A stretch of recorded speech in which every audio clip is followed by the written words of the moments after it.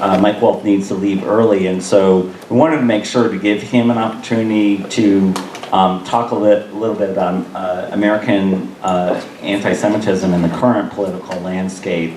And so our first question for tonight, Mike, is how have we seen a revival of anti-Semitism and xenophobia in recent American political discourse? Well, clearly we've seen, anyone that's watched the growth of hate groups or the reinvigoration of hate groups in recent times, and the messaging and the efficiency of messaging is noteworthy. And so it's vivid, and it's happening. It's also happening against a backdrop in American politics that has probably provided a backdrop in a sense that doesn't welcome certainly specific acts, but provides an environment where that we don't know where we're at. You know, I mean, part of the discomfort probably when there's hateful acts is that they're not just seen right now as being independent. I don't know what people in here think, but I think certainly we've been trying to discuss and figure out as a country what are the connections to the political environment, the political times that we're in, with these acts. And so I've been studying incivility with some colleagues in American politics for like 8 years, and it's remarkable. Every time we do a survey, national survey, or do tests, we think, well, you know, no one will go there, but they go there. I mean, it's really the amount of viciousness and some of the kind of aspects and things people will say. In particular, we did a study in 2010 about incivility toward Muslim Americans and why is that okay or not? And the answers were very frightening, okay? And we have recordings of the people. We got turned down by a journal because we weren't fair enough to these people. And we used their own words. So anyway, but there's also a couple of longer-term trends going in the backdrop that I think we should be aware of that are producing a level of polarization that I think people can see that also is maybe unhelpful to when people take it to the extreme. And one of the components of this is that we've switched from a kind of ideological division in the parties, from what many political scholars are pointing to more of a set of worldview differences. And so the studies look at this as happening over about 30 years, not at a quick pace, but very slowly, where we have ended up with divisions that weren't quite partisan divisions even 10 years ago, around the idea of the American way of life is under threat. And for one side, that is the way of equality, of multiculturalism, of individuality and individual expression. That's the American way of life. And it's increasingly that what we've seen is Democrats have obviously collected onto this viewpoint. Not entirely, there's still divisions within the Democratic Party on that, but also the Republican Party has seen an increase in a worldview that is much more kind of connected to the idea of law and order, and that the American way of life is actually under threat by this other view of the American way of life.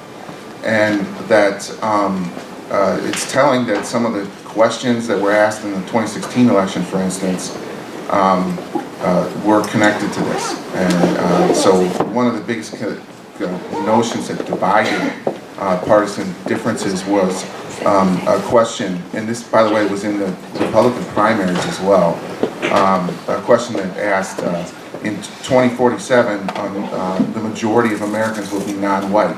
Is this a good thing or bad thing? And so it split the Republican primary considerably from Trump supporters and non-Trump supporters. And the same thing came up again in the general election. So this notion of a threat to the American way of life and having two distinct American way of lives as you're defending and the other one is threatening you is producing a backdrop where there's not a lot of patience for this. And so we can categorize the immigration, a caravan, this kind of things into this broader set of things. And for many people, you can debate, and you can probably reasonably debate immigration, but to someone against this backdrop where the American way of life is under threat to a considerable portion of the American public, and is being tapped on by political leaders, then there's obviously some consequences and potential consequences to that. And so I mean, I don't see really any positives. People ask me, well, what's the way out of it? I'm like, one of the two parties or both parties being completely crushed is the only way out. And that's not usually a very comfortable thing in American history. If you study American political parties and when they go down, it's never in really good conditions. And so I'm not at all happy or satisfied with the backdrop where we're at in normal politics. The thing that I wanted to add, and kind of from a historical perspective, I think one of the most striking things for me personally as a historian is seeing, obviously it would be delusional to say that anti-Semitism was eradicated in America, but I think it is possible to say that anti-Semitism was not part of the polite mainstream, right? It was not the kind of, it was something that people only communicated to others that they knew for sure, would be receptive to this kind of thing. And so, and it actually resonates very well with the point that Wendy made earlier, right? When we talked about Kristallnacht, making sure that we don't see it as kind of out of the blue, but rather there was this kind of slow trickle and the gradual shift from something that was marginal to something that was mainstream. And so what we're seeing in our contemporary political climate is the way that anti-Semitism has moved from the margins to the mainstream. And we can talk about, I have a lot of things I can say about this, but I'll just give a couple of examples, because one of the really striking things is kind of thinking about who the intended audience for some of this for some of the anti-Semitic imagery is, for example, on social media. The stuff that I have seen, especially, and I think that it came out really virulently during the presidential campaign, and it certainly has not abated, it has not abated since. But when you have, cartoons that specifically that are mocking the Holocaust, and I'm not saying that the Holocaust is above kind of, is a sacred thing that cannot be, that cannot be satirized or whatever, in certain contexts. But when you have, for example, Jewish journalists being sent images of, it will be great if you get turned into soap. It will be great if you get turned into ash. It will be great if you're, if a lampshade is made out of you. Those are very particular references, right? This is not rank and file, sort of random kind of, back alley anti-Semitism. This is an anti-Semitism that relies on a fairly sophisticated knowledge, right, of the Holocaust, right? And so what's remarkable to me is kind of the use of the anti-Semitism, the use of these various historical artifacts in this particular way, right? So it raises the question, so who is this for, right? For some people, it may kind of go over their heads, I don't get it, so, but so who is exactly is the intended, is the intended audience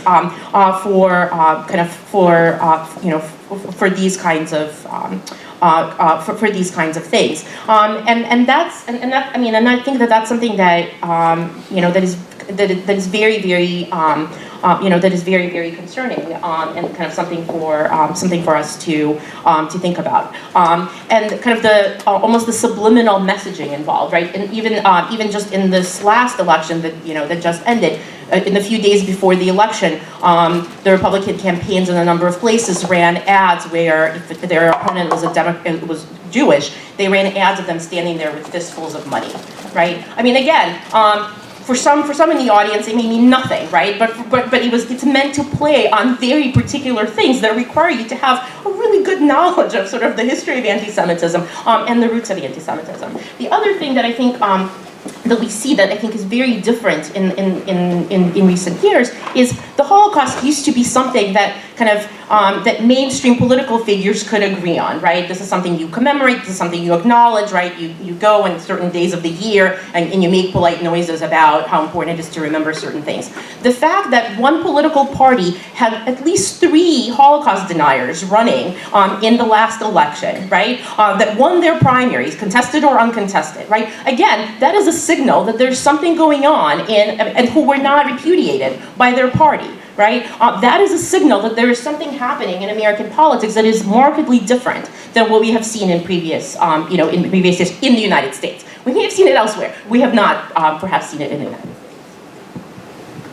States. So I just wanted to say, I think it seems like one of the things so far this discussion has established is that anti-Semitism in the United States is not a one-off type of thing. That it builds gradually, it builds slowly, and it occurs in sort of many different facets within American life, both in terms of the electorate, but also in terms of even candidates who are running. And in just a moment, I know Ben wants to say something, but in just a moment, we're actually going to go back and talk a little bit about Kristallnacht. And again, I think if we can take the same sort of mindset here and think about Kristallnacht not as some aberration or some weird thing that happened, but that it took a series of things that some of the speakers have already alluded to get to the point where the Nazis could orchestrate this seemingly grassroots uprising.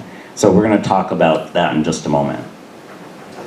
I'll hold my comments if you want to go into Kristallnacht. No, go ahead. No, go ahead.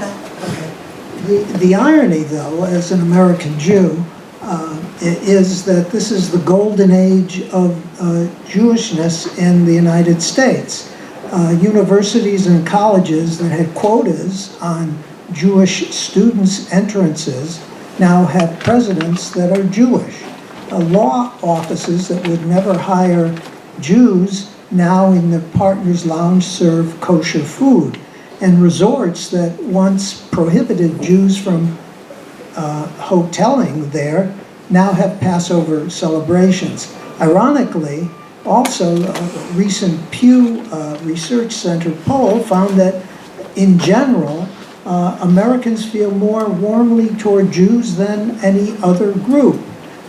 So it's clear that we as American Jews have come a long way from fretting over the concern that refugees from Nazi Europe would inflame anti-Semitism in the United States. And yet ADL has reported that in the past year, incidents of anti-Semitism, not structural anti-Semitism, which is quite different because in Germany it was structural anti-Semitism, but individual acts of anti-Semitism have increased over about 60%.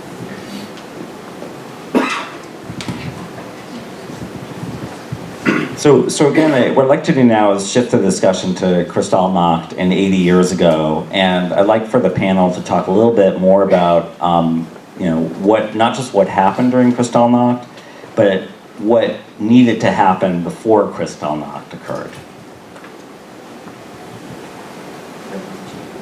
I'm not a Holocaust scholar, so I don't know if you... Okay, then I will monopolize happily. Sorry. So the thing that's so important to note, again, kind of just to go back to our earlier statements, part of why Kristallnacht stands out as this as a particular moment during a long gradual process that of course culminates in Auschwitz is because we see it as an important turning point internally in Germany, in the German government's treatment of Jews. But also because it was a moment that was splattered on pages not just of German newspapers, but internationally as well, right? And I think that if we go what happened, how did we get to Night of Broken Glass? I'll stop using Kristallnacht because you're right, it does sound really pretty. So if we switch to Night of Broken Glass, how did we get there? We got there gradually, right? I think there are a couple of important things to keep in mind about Hitler's rise to power, right?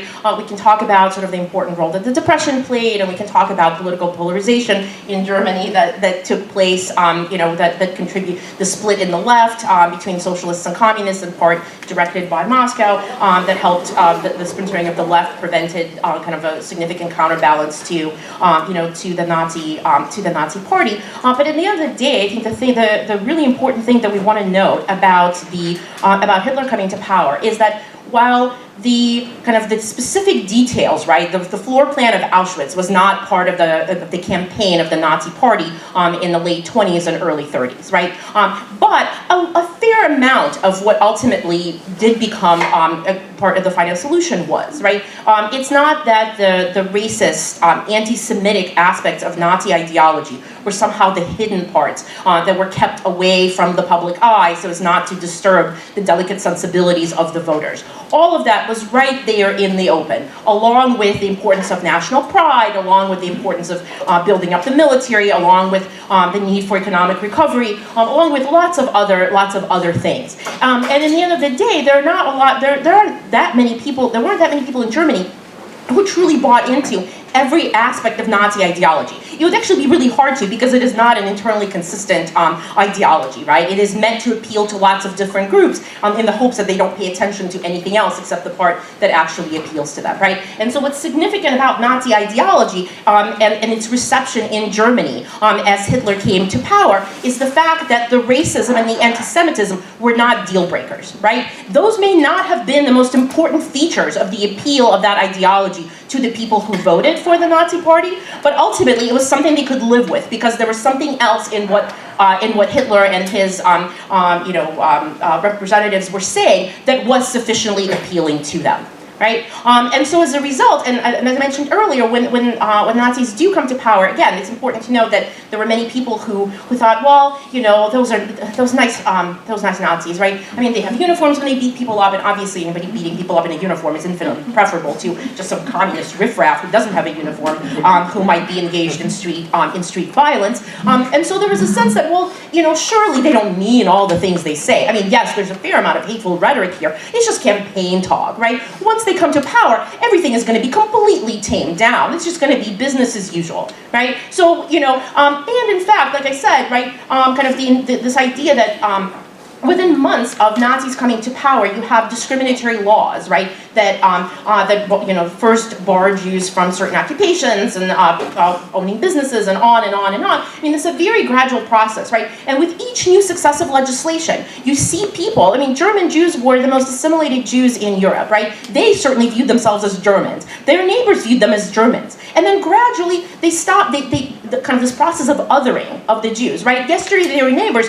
now there are these people who can't really do certain things anymore, right? And of course, when you take jobs away from people and their sources of income, eventually they become impoverished. And now they're not just your neighbors; they're your poor neighbors, right? They're your poor neighbors who are increasingly different from you, right? And so on the one hand, you have the laws that finally set rules for how discrimination should be done, so you don't have to worry about people taking matters into their own hands, right? I mean, one of the many laws that were passed against in Germany was taking citizenship away from German Jews, right? And since this is the time before the Declaration of Human Rights, kind of each new law, right? I mean, you can practically trace, right, the moral collapse of German society. This is okay, and this is okay, right? With each step, there was not really an outrage or a protest, and so the state could continue moving forward in this particular plan. And so Kristallnacht is an important turning point because, again, kind of and I don't have enough hands to be able to do my ironic quotes, right? Sort of the just discrimination, right, turns to violence. It's a gradual process, right? And kind of there's really no turning back after that because now you have again, quote unquote, spontaneous expression of unhappiness. You can't stand in the way of people wanting to protect their national honor. And in this case, it means being able to attack Jews. And then kind of everything that follows after I'm sorry, one more thing, right? Just one grandparent who was Jewish, you were Jewish. And in Germany, the Jews were particularly well assimilated into German society, and many I should say Germans, who had one grandparent or even more than one grandparent, didn't necessarily even think of themselves as being Jewish. But because of the way in which those laws targeted people on the basis of their religion, and even in the way that targeted those people said that you are a race, I think that's what then can kind of like cascade into some of these later things. The other thing I'd just kind of point out here is that because it was incremental and because it was unpredictable, and even the Nazis hadn't really developed a final solution and the idea of death camps until well into World War II, well after Kristallnacht,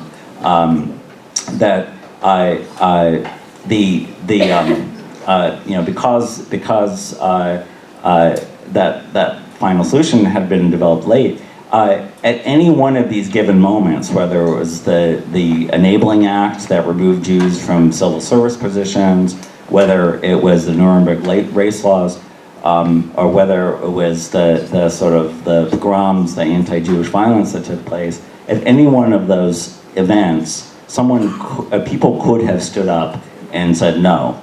People could have resisted. But they didn't, I think, because in many ways, Ann Livschiz has already just described, some of the reasons why people maybe didn't stand up when they could have. So what I'd like to do now is maybe kind of shift the discussion a little bit and move from talking about Kristallnacht as a kind of building block for the Holocaust to think about some of the legacies that the Holocaust has left. And so we wanted to spend a little bit of time talking about, when people, for example, say never again, like, what is the meaning of that? What kinds of things are they talking about? And Wendy, I don't know if you wanted to start. So for those of you that don't know, this concept of never again rings true throughout almost every Jewish community in their efforts to educate the public about the Holocaust. Never again should we forget. Never again should we let this happen. Never again should we be quiet. And for me, never again really harkens back to the whole history of the Jews. Not just the Holocaust, but really if you look back and throughout Jewish history, you see a nomadic people, right? So people leaving Egypt as slaves, people being killed under conversion or die during the Spanish Inquisition. And even those people, after they left Spain and Portugal, maybe heading up to maybe even Amsterdam, and then leaving there and going to Brazil, and then from Brazil getting kicked out when the Portuguese gained control back, heading up to New Amsterdam, which is now New York, and being kicked out again. So this is a perpetual story, and one that as an American Jew, I have to have on my back. So it's not just the Holocaust for me. When I hear never again, it's a repeat story over generations of time.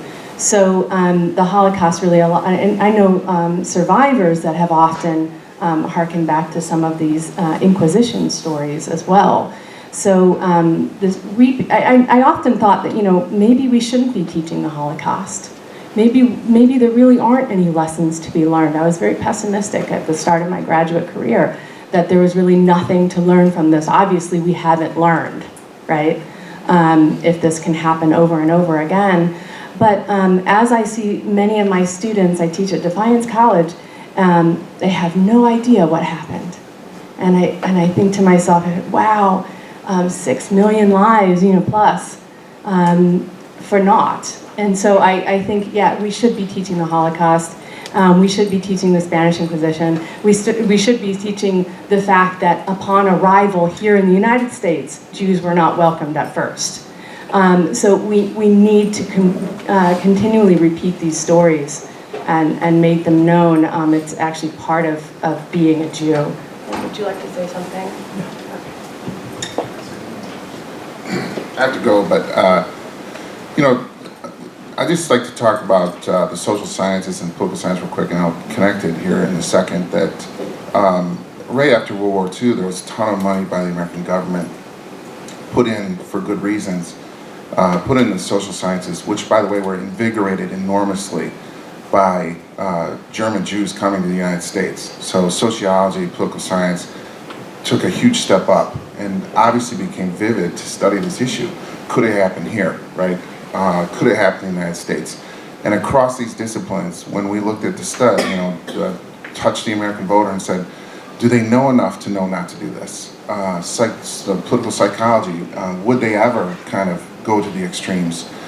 All of the studies were not going in the right place, finding that the individual level, we could be open to extremity and to dangerous things. And the field kind of settled on that the stopgaps were that the institutions we had, and the informal institutions, the political parties holding some centrist positions largely, would keep people from going to the extreme, because political leaders would keep them in that, and we could rely on the strength of parties to not have people going crazy. And secondarily, that people were joined into all sorts of organizations that cross society, Federation of Eagles, whatever, and that cross class, cross religion, cross whatever, that people would shut somebody up once they started saying something insane.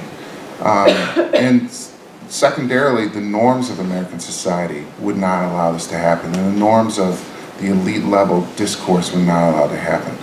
But I mean, what the danger is, and a lot of political scientists, is that people's affection for parties have gone down.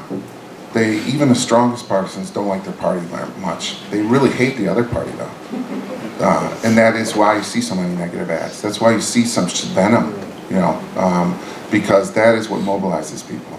Secondarily, the people aren't joining groups anymore. If you look around town, you can buy an old Veterans Hall or whatever, unfortunately, Oddfellows, this.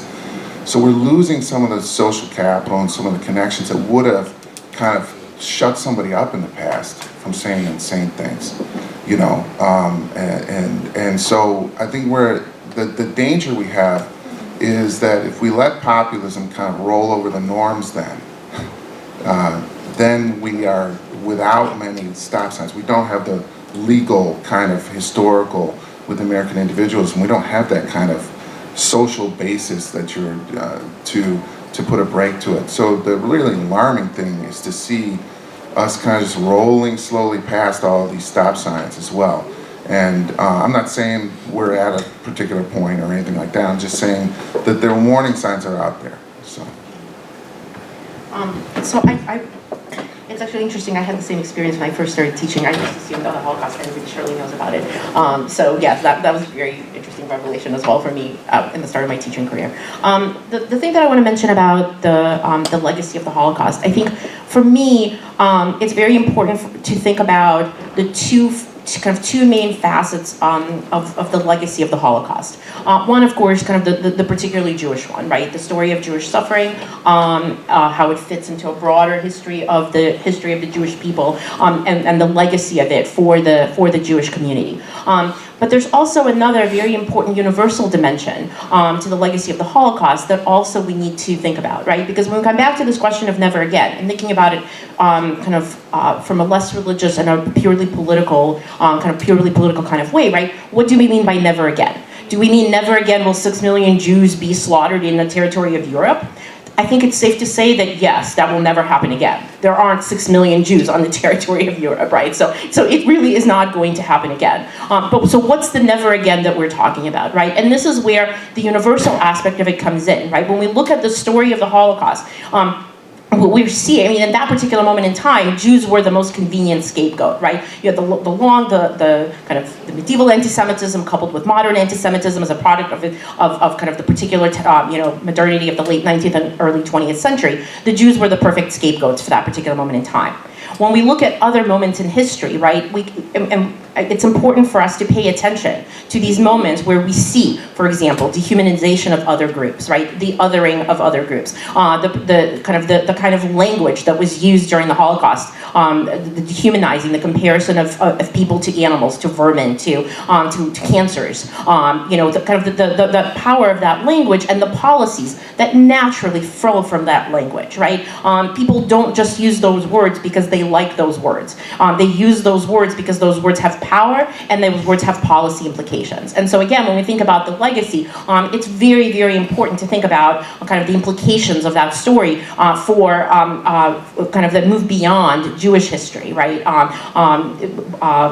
Both the United States and internationally. And that's why the United States Historical Memorial, Holocaust Memorial Museum, right? So much of what it does as far as education is concerned, right? It's not just educating people about the specifically what happened in the Holocaust, but thinking about the potential contemporary kind of comparative dimensions of it as we think about the world that we live in, right? And think about how do we honor, how do we try to make sense and process the horrors of the past. Thanks, Mike. Thank you, Mike. So I think what maybe we can do now is shift toward talking more about Jews in the United States. And I know Ben earlier had mentioned this being sort of a golden age for American Jews. But also, I mean, let's talk a little bit more about the Tree of Life synagogue massacre that took place. And, you know, as I think the previous section of the panel has already talked about, that there's a long arc of history that goes back for American Jews that, you know, really sort of shapes our identity. And so there's been persecution of Jews. I think the other sort of key point here that Anne raised is that there are other genocides taking place right now. One of the most significant being, for example, the persecution of the Rohingya Muslims in Myanmar, formerly Burma, where you see many of this sort of like toxic language, the dehumanization of those people, the stripping of citizenship, etc. So I think a lot of American Jews right now are watching these events unfold, not just American Jews, but also a lot of people who are interested in Holocaust history are watching these events and unfold and sort of asking questions about, you know, what is the role of minorities in civil and democratic societies? You know, what are the protections that exist? And I think these questions do have special import, special relevance for American Jews. So maybe we can talk a little bit more about Jews in the United States. And what some of the things that we might talk about include the impact of the Holocaust on the American Jewish community here, the changing place of Jews in American society and American racial hierarchy, because there's always this sort of slippage between Judaism as a religion and those who would choose to see Jews as a race. This sort of the questions about whiteness versus non-whiteness, and then of course the presence of anti-Semitism. So I guess I'll just sort of throw things open to our panel if you want to tackle any of those simple topics.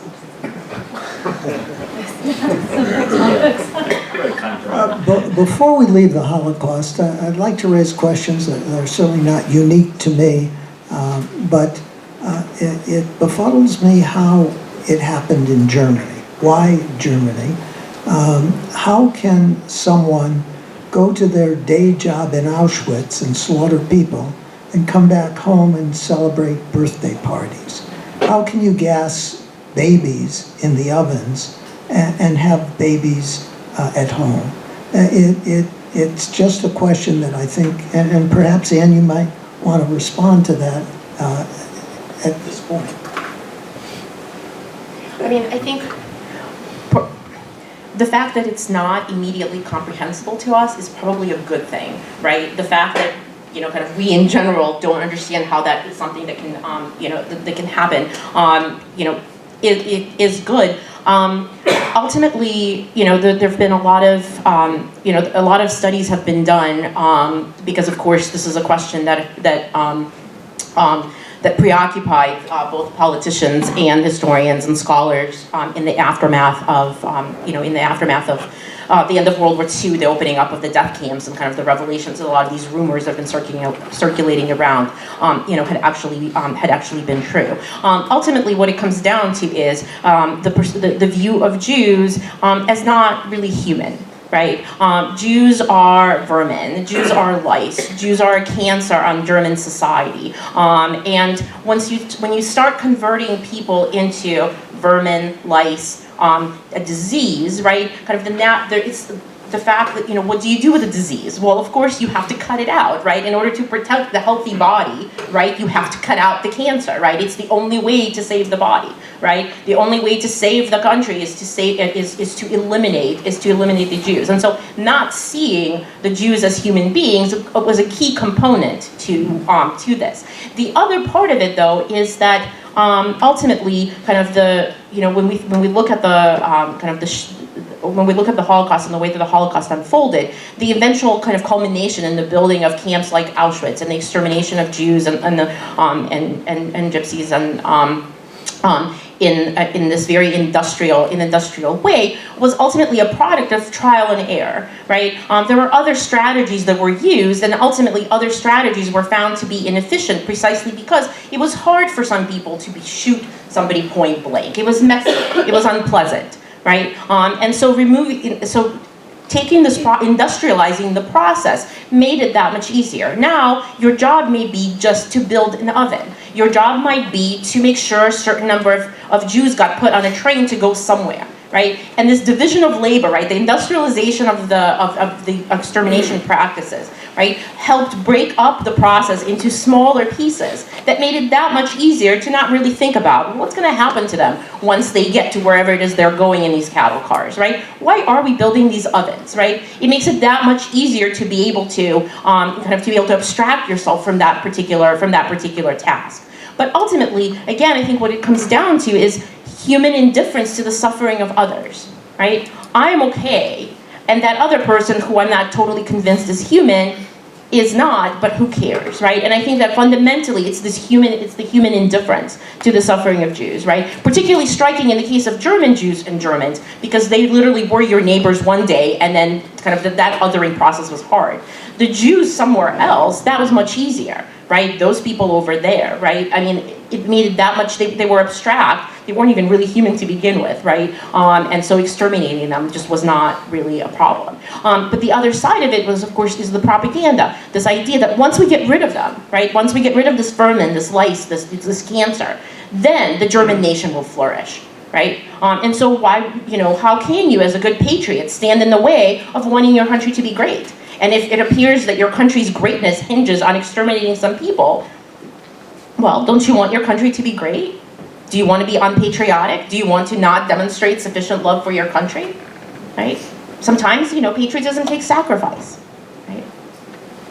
Having to spend too much time in Auschwitz, not enough time with your family. I mean, we do have officials from Auschwitz complaining, yes, this job at Auschwitz takes me away from my family. Right? That is the burden that I have to, carry for my country. Right? Are we moving on to what do you want to do next? Okay, because I know you had an image of Kristallnacht that was there. If we want to show, I'm not sure if it's the first one. Yeah. So yeah, I guess if we want to, do we want to? They're everywhere. Yeah, they're everywhere. Do we want to move on to the United States, or we want to stay in Kristallnacht? Because I don't know if you wanted to mention more. Kristallnacht. Okay. Yeah. Okay. So Steve asked a question about how the Holocaust affected here in the United States and Jews in America. Part of my research, I look at the ways in which Jews actually came to this country and helped to desegregate higher education in the South. And One of the, and my point is not to sit here and talk about my research, which is what most academics like to do, right? But the point is to kind of tie that into the Holocaust and look at the way that Jews thought of themselves, and Anne is using this term, other, right? How Jews thought of themselves as other and not white. So for the first time in really the course of Jewish history, upon arrival to the United States, Jews looked at themselves and said, hey, I think I'm white. You know, I think I can actually gain some of the benefits of having relatively pale skin. And really, I'm white only because there are black slaves. And in this case, they were able to reap some of the benefits in this country of having that light skin, where they didn't have those benefits in other countries. So for the first time, Jews came to this country and actually felt part of the majority instead of the minority, which was strange for most. So in this project that I'm working on, I look at how actually Jews, when they're coming from the Holocaust, I should mention that some of the first people who escaped in the 1930s, I'm sorry, I'm battling a cold, in the 1930s were actually those that were probably the biggest and brightest minds of Europe, right? So we have Albert Einstein is one of the most famous ones that comes to this country, and they found this school in New York called the New School, which is also known as the school, refugee school. And it really houses a lot of these wonderful minds that Europe has kicked out, essentially. So these refugees really find homes in colleges across the country. And what we find is that Jews were applying to historically black colleges in the South and wanting to teach with black students and wanting to not just advance their opportunities, right, for education, but also finding actually more at home with the plight of black Southerners. So we see this really happening probably starting around, I mean, in my dissertation I argue 1910, it's as early as that, that Jews are coming through this country and doing that. And not just European refugees, but also American-born Jews are finding themselves having more in common with African Americans than their fellow white neighbors. So I kind of wanted to keep that in the back of our minds as we think about Jews and why. A lot of times my students ask me, why do people hate Jews so much? You know, what is this? And so I think it's really apparent to Jews from our perspective that why we're hated so much, because we're just not like everybody else, even though we might look like it. And that has to go back to that term that Anne used, which is other. We're actually more threatening and more scary because we have white skin. Whereas if you had black skin, you could easily be identified as being someone with black skin. Whereas a Jew with white skin is somewhat more threatening and hidden and invisible and other. So that is really, I kind of wanted to lay that foundation of Jews as another race, not white and not black. And I have a slide, if you can just forward to the next one. Yeah, so there's a lot of literature about this out there, if you perhaps are interested, but how Jews really became, and this big title up front, how Jews became white folks, and what that says about race in America is really the quintessential work about this phenomena, about how Jews are kind of taking the benefits. They get to ride on both sides, right? They get to be the minority in one case, depending on where it fits, and then also reap the benefits of having that white skin and being part of the majority as well. I think that segues to another subject that's allied, and that is the rise of hatred in America. And it's clear, at least from the reading I've done, I'm not an academician, so I don't do research, I just read. But the point of it is that I am convinced that the internet has a major role to play in the rise of hatred, irrespective of whether one is Jewish or not.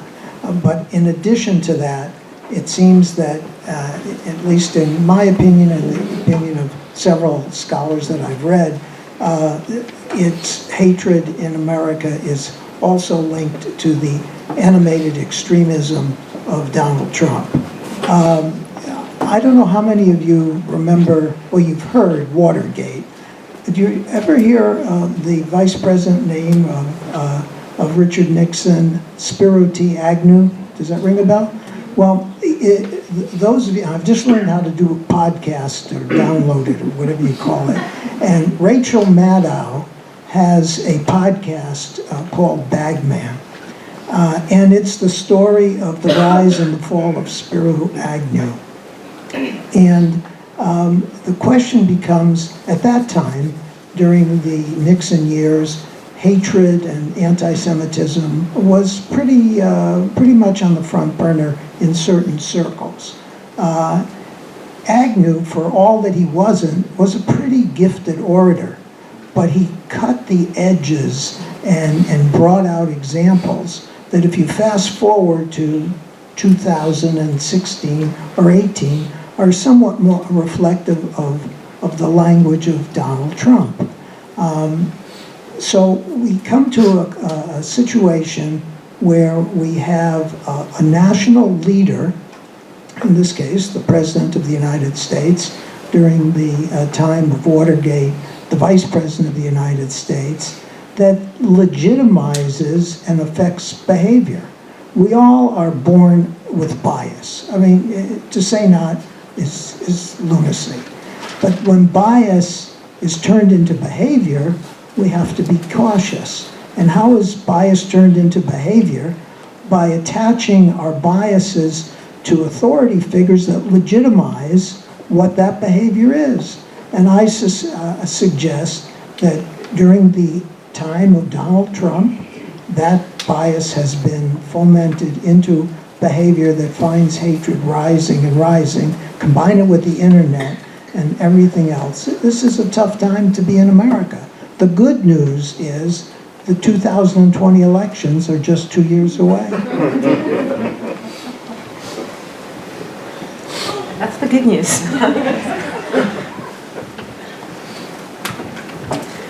I think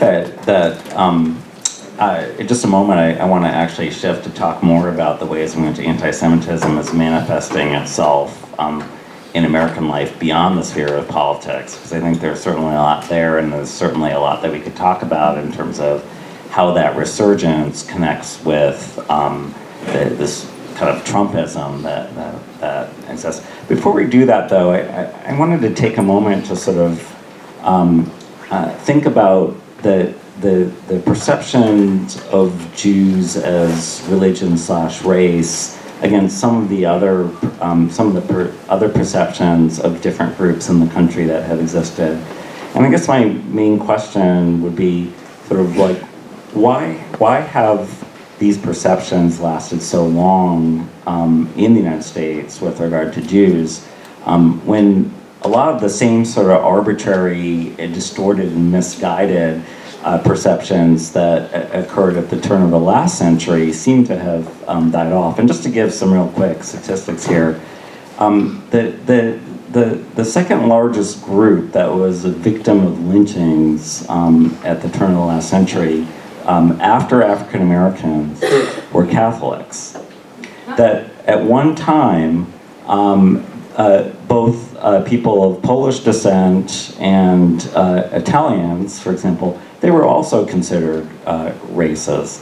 And while there's certainly a lot of anti-Catholic sentiment that's sort of, lurking, I'd say, in the margins today, it doesn't seem to be undergoing the same sort of widespread resurgence that at least the global anti-Semitism is enjoying right now. And similarly, I think most people would say that, we don't consider, people from Slovakia or Poland or Italy, we don't consider those groups to be races. So I was just curious if you all had any thoughts in terms of why this sort of perception of Jews as a race seems to have persisted in American discourse.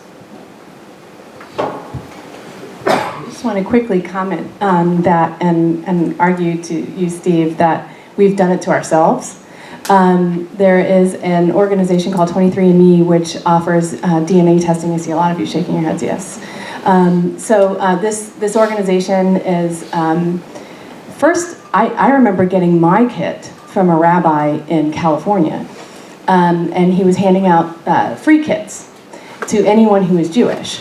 So the database for 23andMe, all of the genetic material there, majority of it is based in the Jewish community.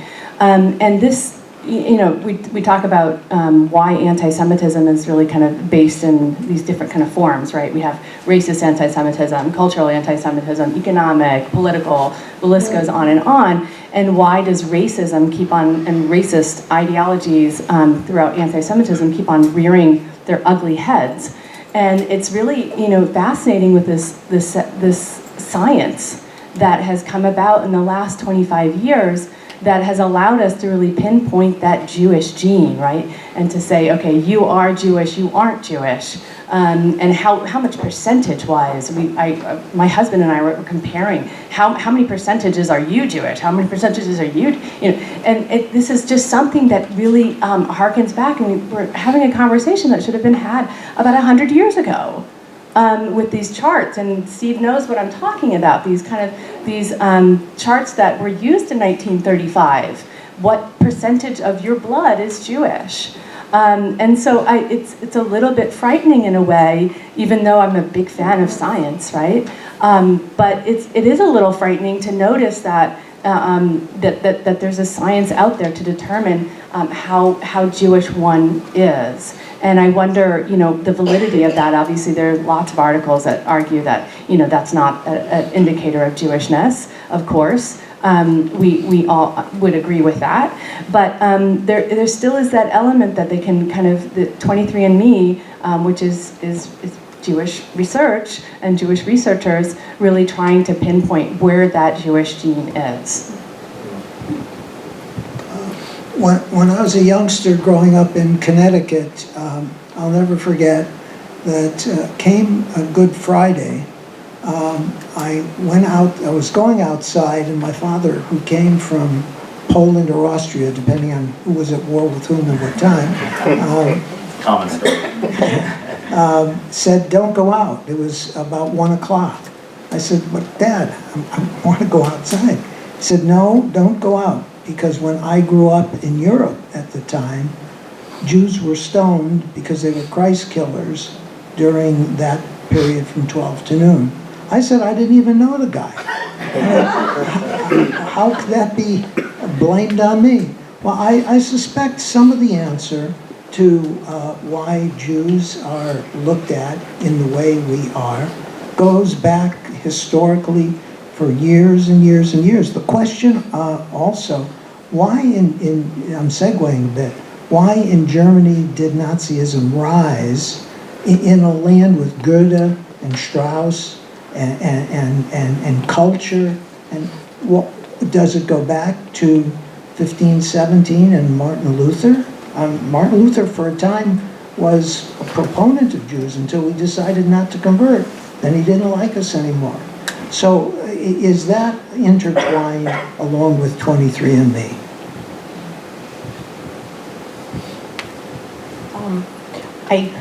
I'm not going to weigh in on the science, on the science of it, but I will say that I think, coming back, why I think why Germany. I think to a certain extent, all the building blocks for a Nazi-like, political party seizing power were present many other places. To a certain extent, it's kind of a convergence of factors at the same time that was simply not present in some other places, despite effort. You had fascist parties in other European countries as well, right? I mean, there's the idea, anti-Semitism, very popular. Eugenics and using science to create a perfect society everywhere, including America. I mean, it's just, there are certain obstacles. Like in America, I mean, they looked with envy at what Germany was doing, but it's just so hard in America. So many different, like, how do you know which ones to sterilize? I mean, you have some ideas, but it's just too complicated. It's really just too complicated. So to a certain extent, I think Germany, it definitely illustrates that, culture alone is not going to save, you can be cultured, you can be literate, you can be highly educated, right, and still be perfectly fine with horrific things happening. And in fact, it's, all those discriminatory laws, somebody had to write them, right? Somebody had to build the camps, design the camps and build the camps. Somebody had to write discriminatory legislation. Somebody had to do medical inspections to decide who wasn't going to be sterilized. I mean, you actually have the science and the expertise actually were the kind of the fuel, right, in order to help make it possible. But I think kind of if we're coming back to the United States, part of it I think is the usefulness of anti-Semitism, right? I mean, it's precisely the fact that there's racial and there's religious and there's cultural and there's economic and there's political. There's something in it for everyone, right? I mean, it doesn't have to be internally, consistent, right? But there's something in there. I mean, if you're unhappy about something, I mean, yes, you can find a scapegoat in some other group, right? And so then it just becomes a question of, do you pick one, which group do you pick? For a while, I naively, certainly in the last couple of years, but before the last couple of years, I actually kind of thought that anti-Semitism was really in the decline because it was being replaced with anti-Islamic sentiment.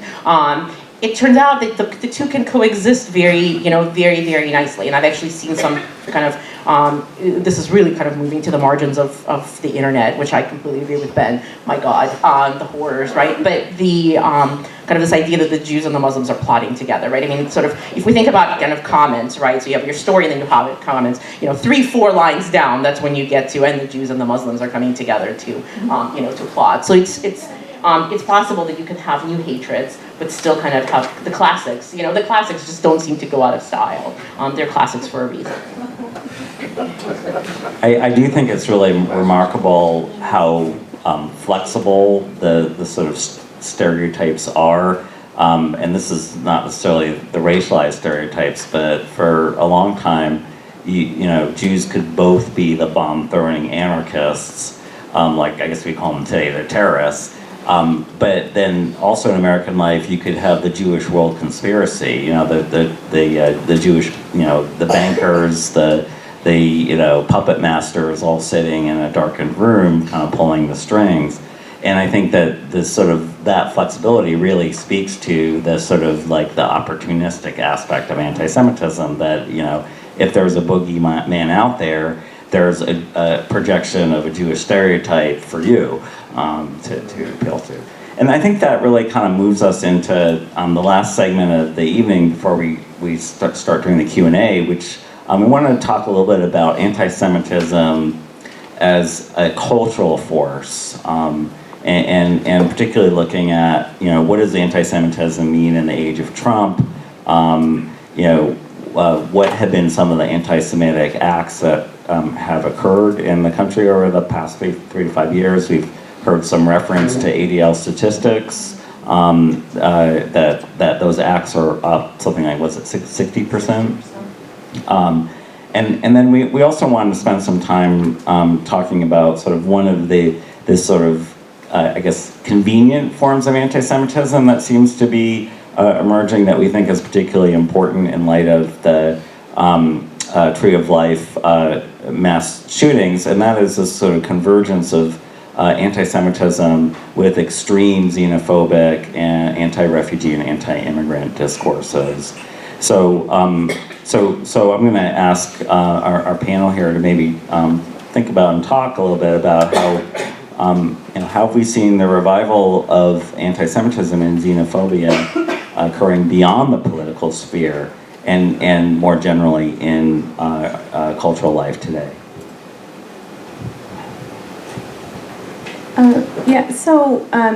I kind of want to look back and kind of name some of the more famous kind of anti-Semitic leaders in this country.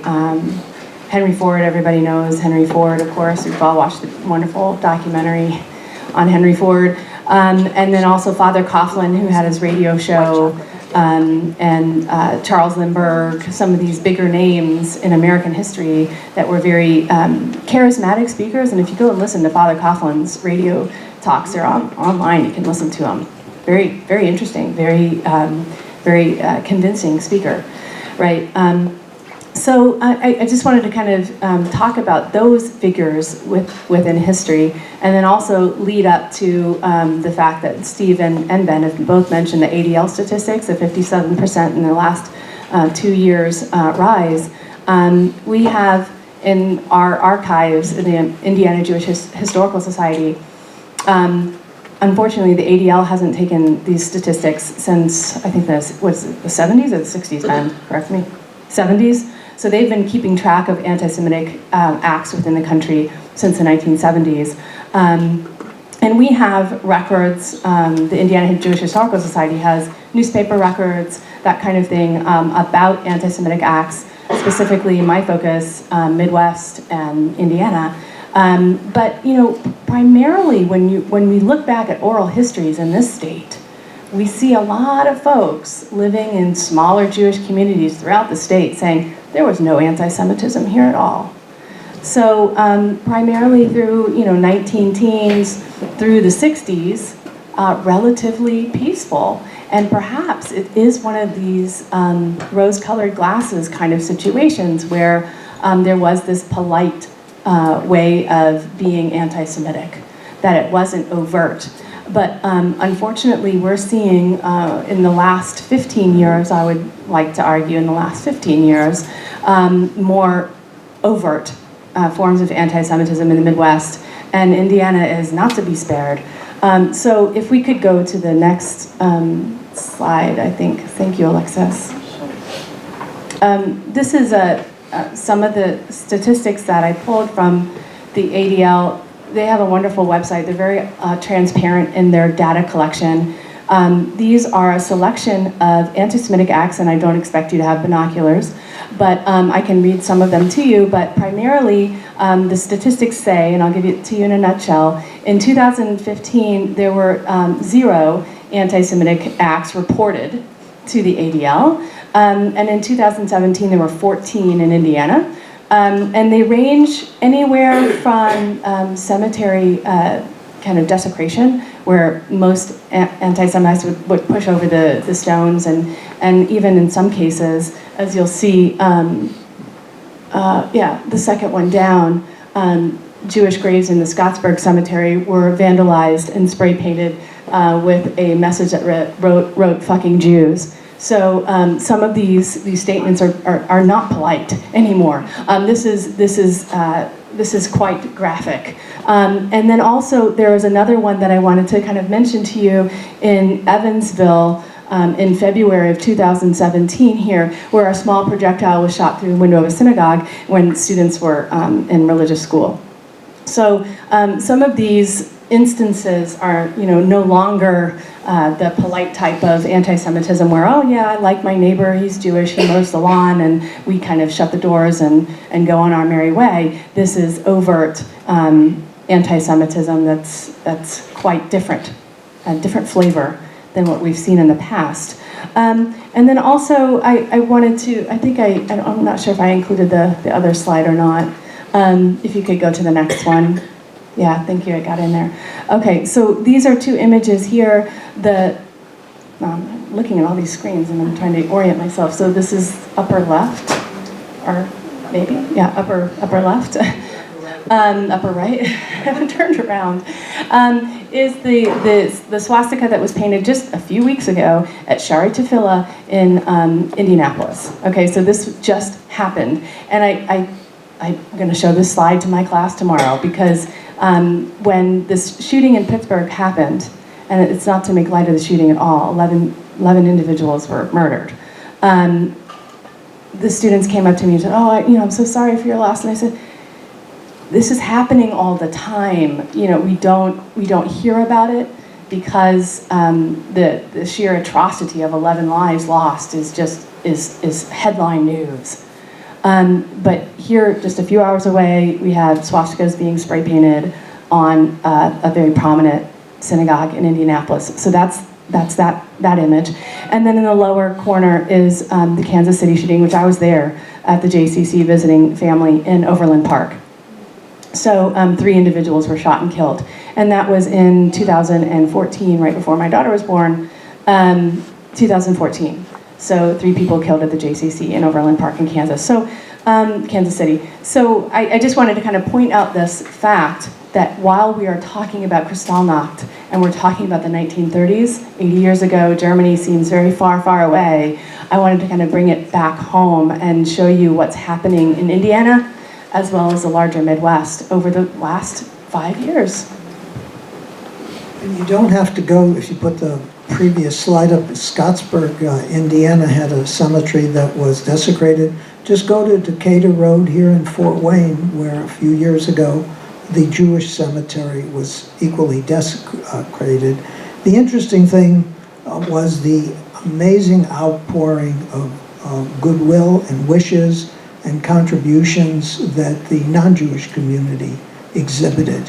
And that also occurred in terms of an overwhelming support for the Jewish community of Fort Wayne just 2 Friday nights ago in light of the Tree of Life massacre. Over 450 people filled the temple on Old Mill Road with people from all faiths and beliefs, different colors and creeds, Muslims and Jews and Catholics and Protestant. But while we're talking about the incidents, you don't have to go too far to find hate in Indiana, because the Southern Poverty Law Center, which is a very reputable organization, outlines by state where hate organizations are. So if you're not doing something on a night and you're looking to join a group, if you want to join a white nationalist group, American Freedom Party.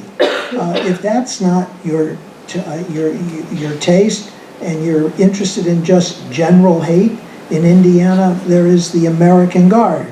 If you want to live near Auburn and you're not doing anything, the Ku Klux Klan has an affiliate called the Confederate White Knights of the Ku Klux Klan.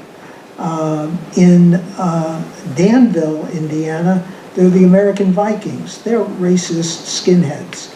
And it goes on and on. In Indiana, there are about 31 hate groups as outlined and documented by the Southern Poverty Law Center. None in Fort Wayne, by the way, or at least none that's been recorded. Actual neo-Nazis are in Warsaw. There's a neo-Nazi headquarters in Warsaw, which is less than an hour from here.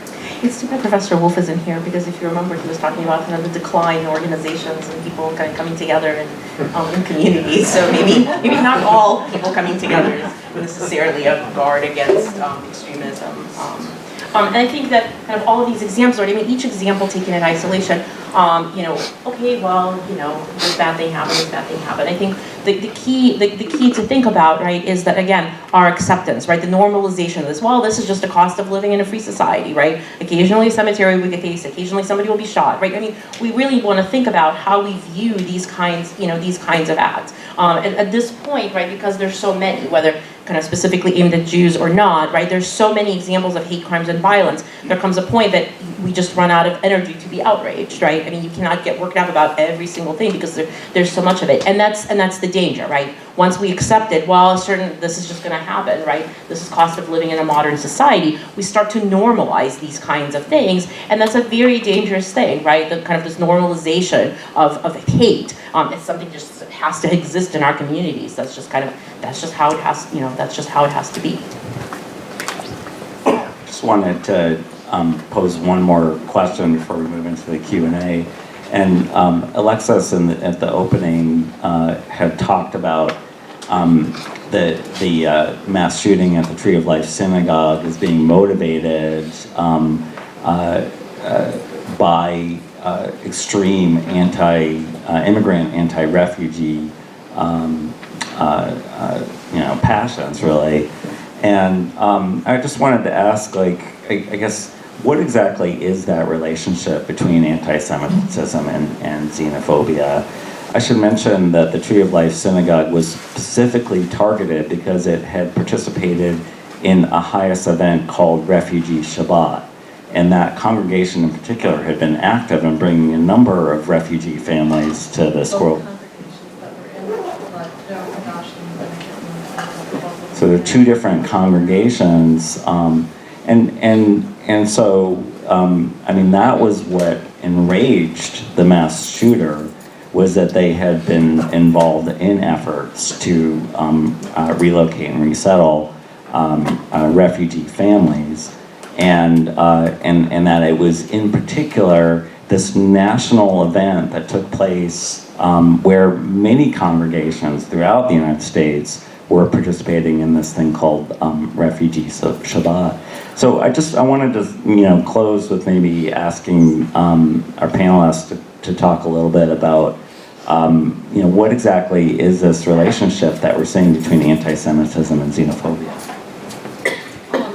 Well, in the specific, in kind of talking specifically about the massacre at the Tree of Life Synagogue, right? There's one more important piece, right? There's the specific participation of the synagogue in a highest event, but there's also the fact that there are media outlets talking about the fact that there is this rich Jew, George Soros, who is funding a caravan of people who are coming to America to destroy everything that America stands for, right? And so we don't need to have this kind of imagination. How could anyone possibly? There are people connecting. There are people who have access to microphones who are conveniently connecting those dots, right? So in general, we might say, well, gosh, what's the connection between, Jews and refugees everywhere, right? In this particular case, there is one, right? You have, and it taps into, again, kind of it nicely, George Soros, the poor man, the rich man, but, the poor man, literally sort of is the personification, right, of kind of everything.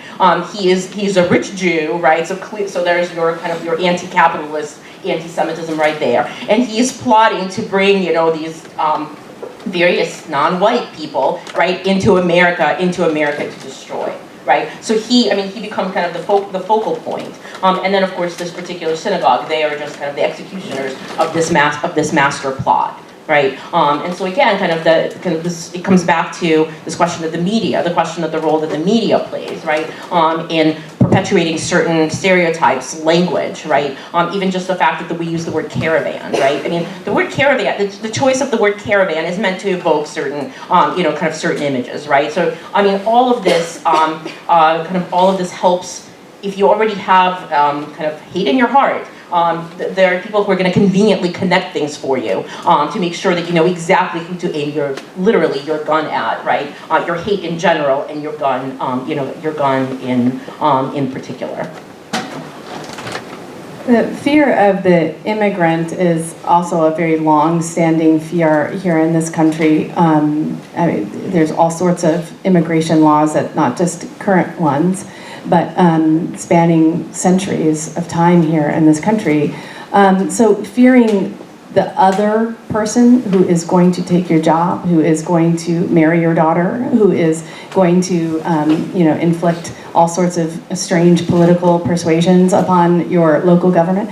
That has been a fear, a long-standing fear in this country. And I see the connection when Steve asked the question about xenophobia and anti-Semitism kind of linked, is that it's really tied into the fact that Jews were often immigrants and others, right? Like we all were at one point. And so I feel like that connection is made when you see a hidden Jew that looks white but isn't really white, that's doing this kind of othering about them, and then you have this immigrant where you don't know what they're saying. They're speaking a different language. They don't look like you. They have other political ideas. Maybe they don't have very much money. Maybe they don't have the same clothes as you. And so this whole fear of somebody that is not like you, and that's really where I see anti-Semitism really coming into play with this kind of fear of immigrant, is fear of the unknown, and generally being scared of what you don't know.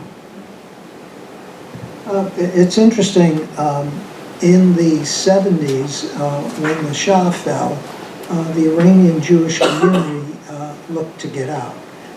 Fort Wayne Jewish Federation, the organization that I chair, resettled Iranian Jews. It was very public. We welcomed them at the airport. During that same time, the Soviet Union was falling apart, and it wasn't good to be a Jew in Russia, and we resettled at least a dozen Jewish families. Again, met them at the airport. It was covered by the newspapers, but there was never a blip of anti-Semitic reaction. So the question is now, why is there? because they were refugees, they were strangers, they didn't speak the language. Or go yet one other question further, Catholic Charities is doing a magnificent job with the Burmese community. We're the second largest home of Burmese refugees outside of Burma, Myanmar, it's called. And yet, speaking with my Catholic friends, there's not anti-Catholic feeling. So the question then remains, why anti-Jewish feeling? There's plenty of anti-Burmese feeling. Do you want to talk about that for a second, the anti-Burmese feeling? I can't, I mean, I think time is sometimes time gets fuzzy, but I believe a couple of years ago there was a laundry facility in Fort Wayne that had a sign put up, no Burmese allowed. That so- was because of environment. The spitting incident. I'm sorry? The spitting incident. Spitting the incident. No, I heard what you said. I'm sure there were great objective reasons for why that sign needed to be put up, right? But just the very idea No spitting, they put no Burmese, right? Yeah. Sorry. I think, I guess I shouldn't have been flip about it, but I think that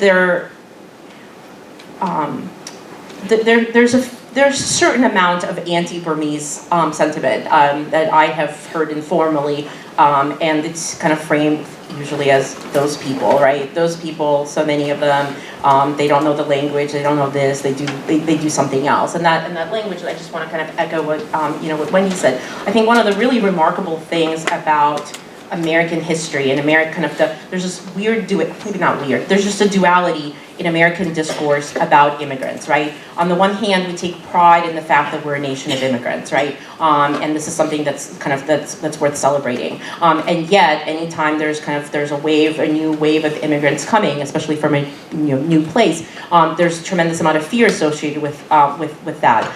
And as a result, it automatically lifts all the previous waves of immigrants to the status of the good ones, right? So in the in the 19th century, the Irish, right? The Irish were coming, right? And they were Catholic, and they had too many children, and they weren't educated enough, and they were going to destroy America, right? I mean, you literally had cartoons showing the swarms of Irish, right?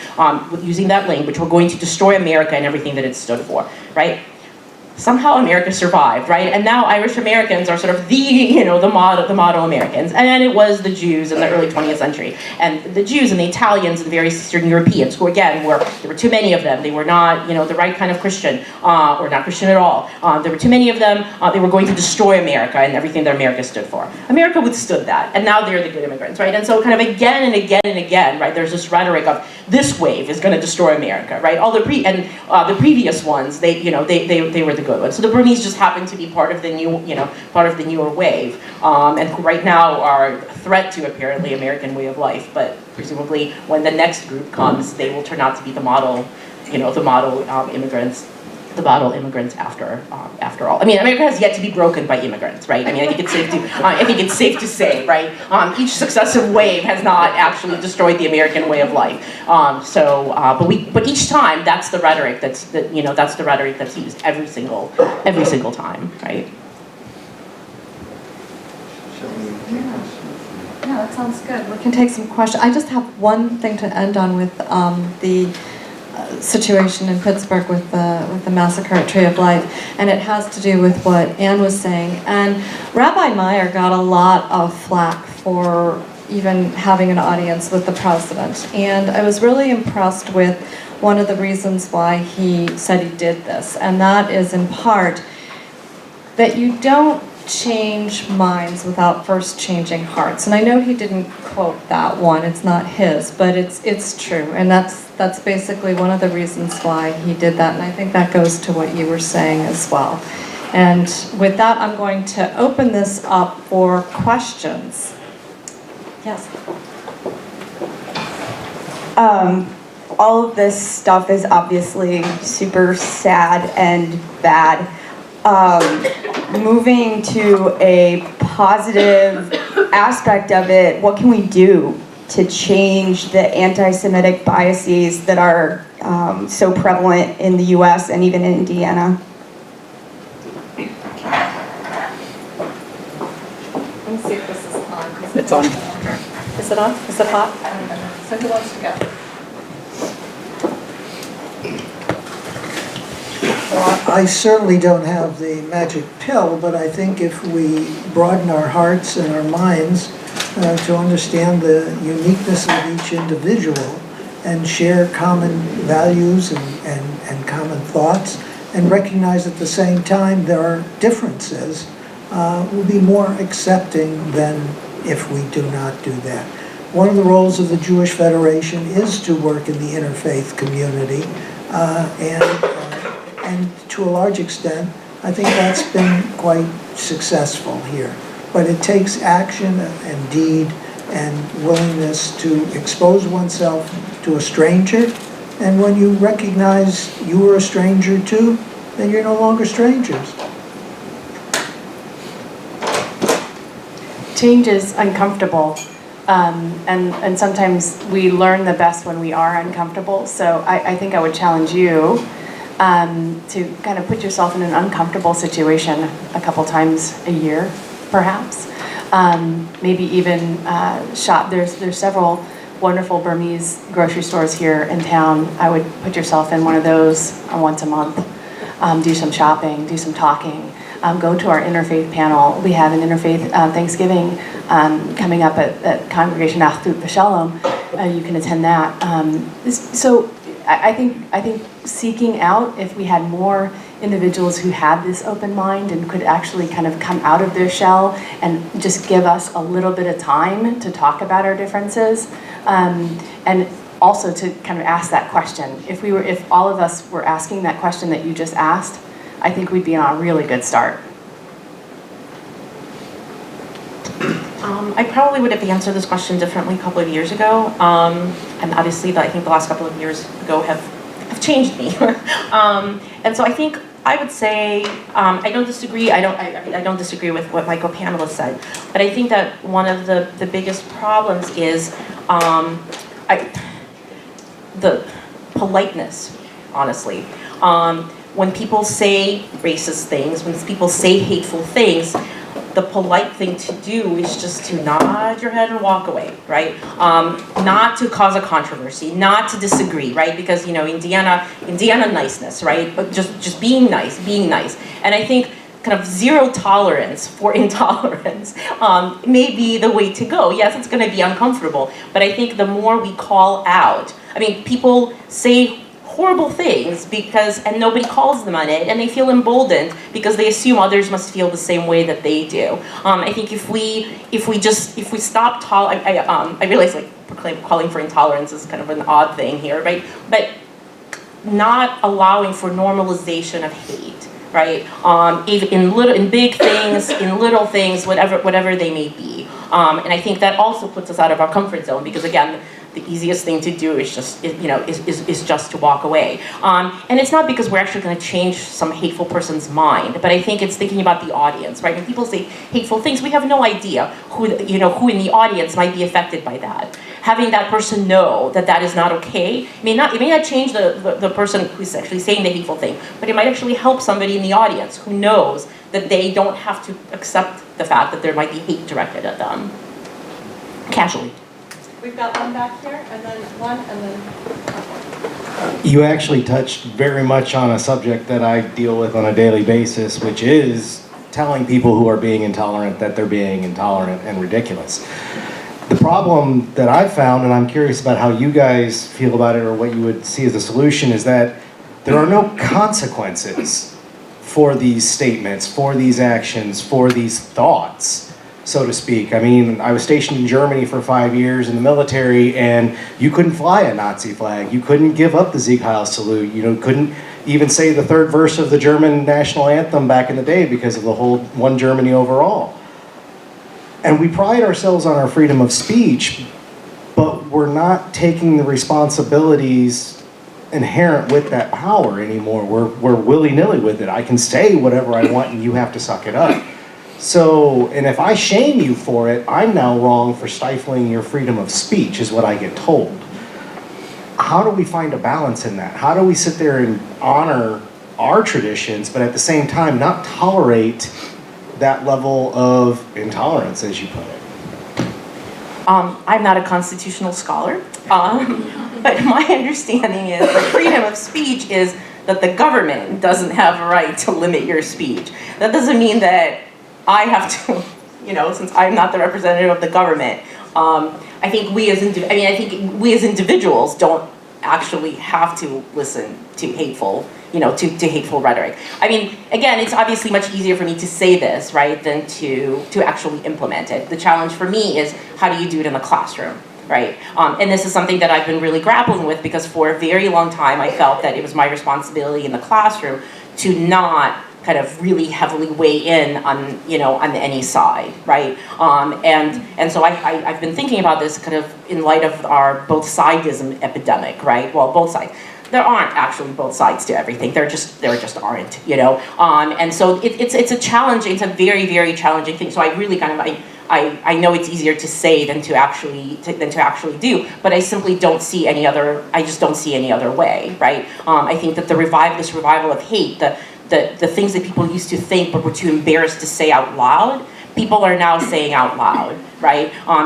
We need to make it embarrassing to say those things. I mean, we can't control how people think. We need to make it embarrassing for people to publicly celebrate being racist bigots. I mean, that's what I think. Again, I say as an American, not necessarily as a scholar of the Holocaust or something. Go ahead. Well, first of all, just to clarify, I think everybody probably understood this, but just in case there's someone in the room who doesn't, when Anne was speaking about connecting the dots, George Soros isn't actually funding that so-called cure. Thank you. Thank you. Yeah, but also, this is not unique to the United States right now. Jews in France and Jews in England are becoming increasingly fearful of the overt anti-Semitism that seems to be cropping up all over. And I wonder if anyone has any thoughts about this particular moment in time. Is it the refugee crisis, or is something else fueling this? Either of you guys want to take that one? Thanks, Fran, for your question. I think that actually, and I'll let Anne speak to this too, that it's not that it's cropping up, but that anti-Semitism was, and these aren't my words, bubbling underneath the surface, right? And that all of a sudden you have one charismatic leader that kind of pokes a hole in that and allows a volcano to come up. So I think the anti-Semitism was there all the time. We haven't seen these kind of ebb and flow of anti-Semitism. It's a constant. It's whether or not it rears its ugly head is the question, and whether or not individuals are given the liberty to speak what they actually feel in their heart. Their feelings in their heart have always been there, so that hasn't actually changed. But I'll let Anne speak more on that. Well, I mean, I agree with that. I absolutely agree with that. I would only just add that it's not just about being able to speak it publicly, of course. It's about thinking that you have an audience for it, right? It's no longer just some random crackpot on the street, right? It is now political figures with an audience. It is now media outlets with an audience. And the moment that it goes from a special thought you have in your heart to first a public statement, then a campaign slogan, right, or part of your political platform, then a successful, right, part of a successful political platform. The next step, of course, is implementation, right? And so now we're going from feelings and thoughts and statements to thinking about legislation that is going to allow you to discriminate in various ways. And I think that one of the legacies of the Holocaust is that we are particularly vigilant, right, as a society against really overt manifestations of anti-Semitism, right? The kind of outpouring of support that Ben mentioned earlier, right, for the Tree of Life, for the Tree of Life massacre, for example, we are kind of socially conditioned, right, because of the Holocaust, right? We don't have the same safeguards in place when it comes to attacks on some other groups, and so oftentimes, kind of because of anti-Semitism and xenophobia are fused so closely together. The policies may actually end up being less specifically anti-Semitic, right, but more targeting other groups. But ultimately, they are really all part of the same kind of hideous, ideology at the core. Ben, any final comments, thoughts about that? Okay, we've got another question. I've got Amir. We've got a lot of folks going on, Sharon. Okay, go ahead. Yeah, so mine might be more of a comment, and I can kind of help speed things along. But I think one thing that, just kind of pulling from some themes from the night, and one thing that I'm personally worried about is, when we're talking about kind of being Midwest nice or Indiana nice, and I feel like there's been a lot of calls for civility, over the last couple of years where politics have gotten less civil, and you can argue on both sides. But one thing that I hope that doesn't happen is that in the calls for civility that we are, furthering oppressing the groups where they don't need to be civil. And there was a quote that I just popped up on my Facebook feed earlier today that I think is so relevant to a lot of this discussion, and it's a James Baldwin quote, and it's, "We can disagree and still love each other unless your disagreement is rooted in my oppression and denial of my humanity and right to exist." And I think that if Mike Wolf was here, kind of pulling in for those first couple moments when he was talking about kind of political ideologies and how some folks don't really care about their political party but hate the other one and vice versa, I think that quote right now really kind of speaks my truth right now, and I just kind of wanted to share that. Thank you. Any comments from the panel? I think it's a great quote. I saw it earlier today as well in my Twitter feed. But no, I think it is a great quote, and I also wish Mike was here because I have had conversations about civility, and the problem, I think, that the initial discussion about civility that his research and his research that was started long before this last presidential campaign, I think it was something a little bit different. And I think one of the things that we have seen is the way that calls for civility have effectively been calls to shut people up, right? So one side says, you are not a human being. The other one side says gets upset about not being treated as a human being. And then they're being blamed, but look, there was just words. And now you're all upset because somebody called you not a human being, right? And so this is that both sidism that I think is that has been so pervasive and I think so dangerous to our to our culture and corrosive to our culture, because it really devalues the meaning of any kind of truth and instead it just replaces it with, well, there's information on both sides, that's kind of that's all that there really is. And so I think that the concept of civility has been kind of hijacked and is now used as a club against people who are in fact being oppressed and discriminated against in various ways. And I will just, I think the thing to remember, and I'm certainly not, I'm almost reluctant to say this, but I will anyway. I'm certainly not calling for violence, but I think one thing that we forget sometimes is that the last time that fascism was defeated, it was not defeated by speeches, it was not defeated by civility, it was in fact defeated by other strategies. And again, I am not advocating for violence, but I think that when we talk about, if we all just get along, everything will be fine, we forget the historical precedent. Right, and I think that that's something to kind of to really think about. All right. Sure, go for it. He actually had his hand up. He doesn't have a microphone, but he had his hand up for a while.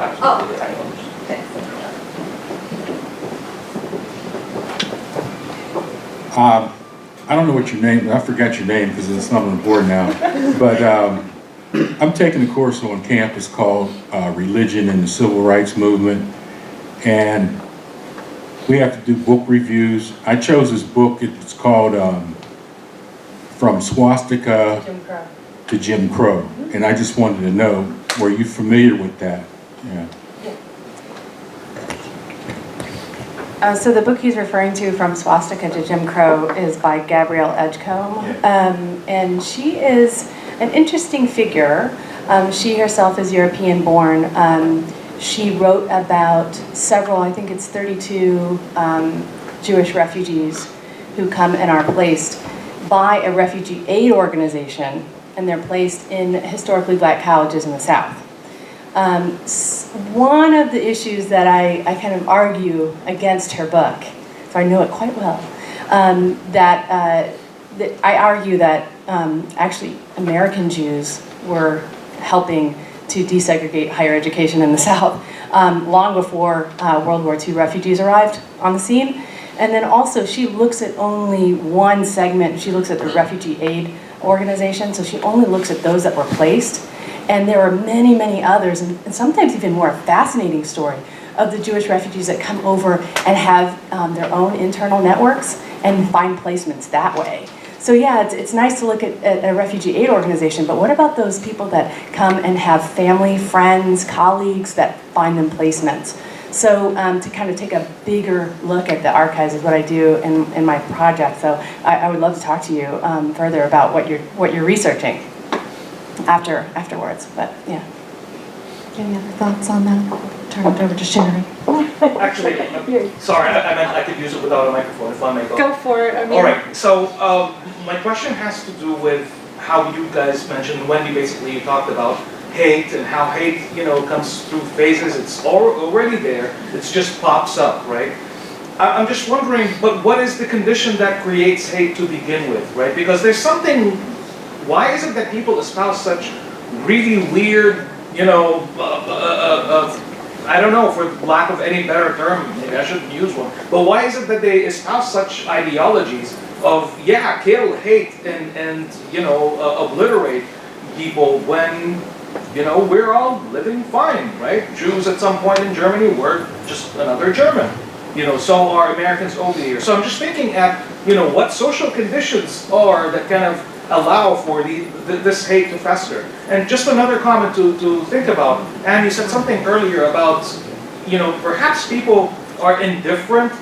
I'm just wondering how true that is, because I think those who are building the ovens and kind of, working that, no, they're very much, maybe they're not aware that they're directly killing people and whatnot, but it is their civic duty and they're absolutely taking that for granted. I have no knowledge of the Holocaust and how that really worked and what have you, but I'm just thinking about last week. This guy went in fully knowing what he's doing and killing people for the sake of killing people. And the question here is that, this guy thought of himself as a patriot, but he really had it in his best intentions. Like he's saving the world, right? But how do you get to that point? Sorry, I'm kind of getting a little excited here. It's a learned behavior. I'm a behavioralist, and it's a learned behavior. I played tennis, it was like last summer.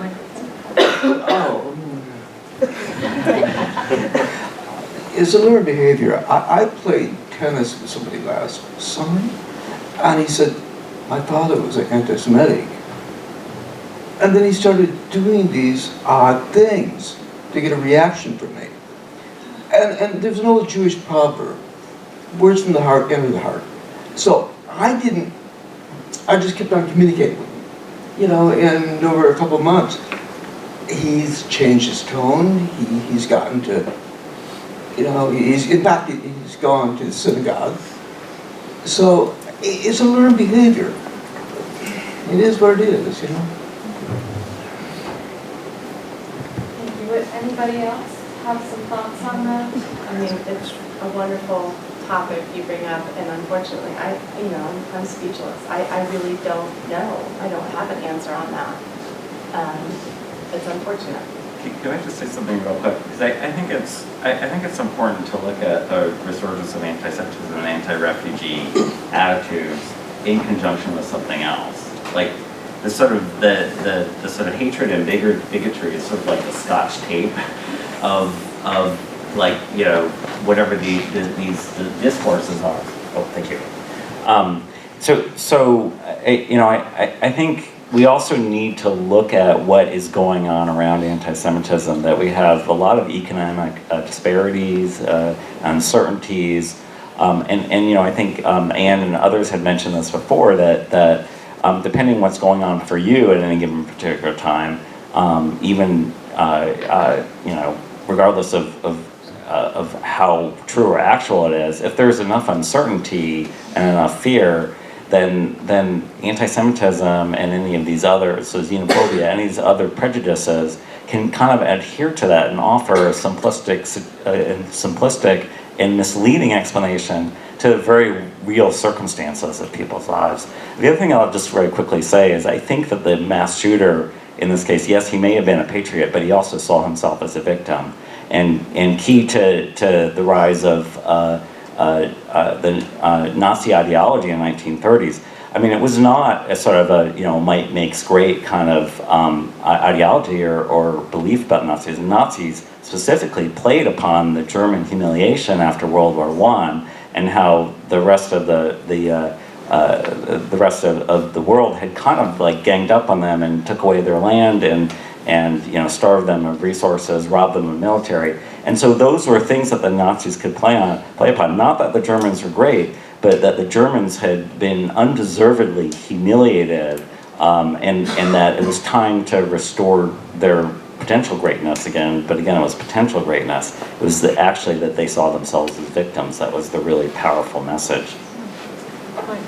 Sharon Hutch, she's been home for a while. Yeah, I certainly have had my share of incidents where I'm Jewish and where somebody has said something anti-Semitic to me, and I do not shy away from letting them know that I am Jewish, that it's offensive, and why it's offensive, and they're probably running out the door before I'm done. So, and that's a good thing. But there's the other side of the coin, and I've also been privy to that. And when you're a Jew in Fort Wayne, and there are 800 of us, there may be a little few more by now, I mean, many of us feel a personal responsibility to wear that banner proudly and to talk to people and to educate people and to answer questions and to stand up to anti-Semitism. But occasionally, and more than occasionally, there are wonderful things that happened. And when did we vote? 2 days ago? I was voting, and there was a woman there who was wearing a piece of Jewish jewelry, and it had Hebrew on it, and it was the Shema. And I said to her, do you know what that, which is, Hear, O Israel, the Lord is our God, the Lord is one, and it was in Hebrew letters. And I said, do you know what that is? And she said, no, I got that when I was in Israel, and she must have been on a pilgrimage. She must have been, I sensed that she was on a pilgrimage to Israel and that she was a Christian woman. And I explained it to her, and she said, oh, I love you people. And it was so cute. And we had an interchange, and there was an opportunity for me to say, to make a friend and make a connection. And I think that, and whenever anybody has that opportunity, Jewish or non-Jewish, no matter what your nationality is or your race is or your culture is, I think that's really important. And I think that is another way, is a way to deal with anti-Semitism. And anti-anything, actually. Mind you, it's always great to hear the term, you people. Yes. Yeah, but she meant well. Bless her, yeah. She meant well, and I knew that. I have an amen to that, sister, for sure. Okay, we probably have time for maybe one more question. So, who had his hand up? Okay. I'm going to take it from one of our students here. So I had a thought, and it's related both to the gentleman, actually I guess he left, but the gentleman's question and the topic of civility, and Dr. Wolf's comment about how social scientists in the post-World War II era determined that focusing on developing centrism and such as a political tactic to reduce the chance of extremism. I guess, from my perspective, it seems as though that only made things in the long run worse, because for one, it created conditions where people are unhappy with both political parties and more susceptible to extremist rhetoric and such, but also it developed this whole idea of, at least from my perspective, the idea of civility, that you have to let people say whatever they want, and you have to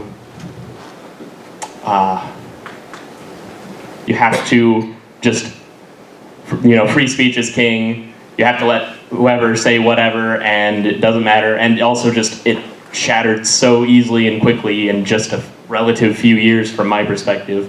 So I completely forgot my question aspect of that, but. Any responses from the panel? Well, in defense of Professor Wolf, who is literally one of the nicest human beings on the face of the earth, I think for him, civility, when he began his research on civility, I think it was a natural outgrowth of him as a wonderful human being. And so I think certainly holding his civility research responsible for the devaluation of our political discourse is a little unfair, Aaron. But having said that, I mean, again, you know, that's the discussions about civility are not, when those discussions were started, this is not quite how they were supposed to turn out, and we can't always control. I mean, lots of good ideas get hijacked and you know, manipulated and misused, so we can't necessarily sort of say, okay, no more ideas ever, because any idea can, you know, can be somehow used in some horrible way. Any other comments? I just want to have a final kind of closing comment here, that the Tree of Life shooting really was emblematic to me in several ways. First, we have, obviously it's in a synagogue, so people coming to pray, that hits home. But then also, they were mostly older individuals. And then thirdly, the Hebrew Immigrant Aid Society, which I'm not sure if we've ever really spelled it out during this discussion. But the Hebrew Immigrant Aid Society was another one, so you have the immigration issue. Then you have gun control, which we haven't talked about yet tonight. And I've been waiting to see if anybody's brought it up until the end. That was probably the biggest one for me. So beyond anti-Semitism, this was an act about gun control for me. And then finally, the fact that most of these individuals are men. So as a Jewish woman looking at this, I don't own a gun myself, Jewish non-gun owner, looking at this incident thinking, wow, this is somebody completely not like who I am. You know, and so there's so many things that this incident can bring up. And I think this discussion is so fascinating because we've chosen to talk about anti-Semitism, right, in the honoring Kristallnacht. But I kind of want to challenge us all to think about these other ways in which an event like this can be discussed too. Ben, would you like closing? No closing? Well, I would close by saying, let's thank our panel for an amazing.